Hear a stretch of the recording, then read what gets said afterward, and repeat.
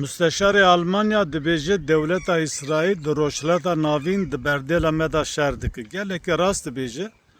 لورا د حرب دنیای یکم و دوم ده و 100,000 یهودی کش د فرونه دا شوتن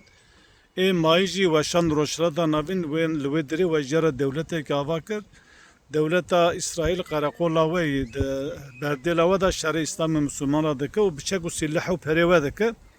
لورا د دست و د باو کاله و د خوینا یهودیه هيا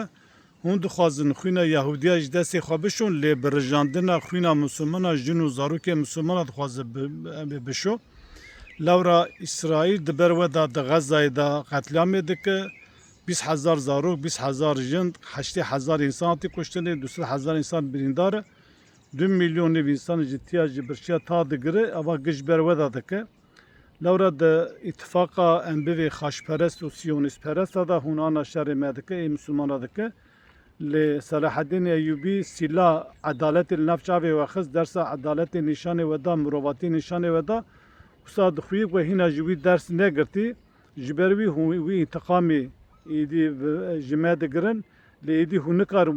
ورن روشتاتا ناوین و اشخورا دولت کلوی دری مینا گوگو toplama kampı ve şekeri tamamı çek o silahı hun dedi avcı şer Müslümanat ki xalil ser Müslümana bu Müslümanı bu hina bu bavere hina de şer İran ve İsrail de pişe İsrail ki xalil ser Müslümana bu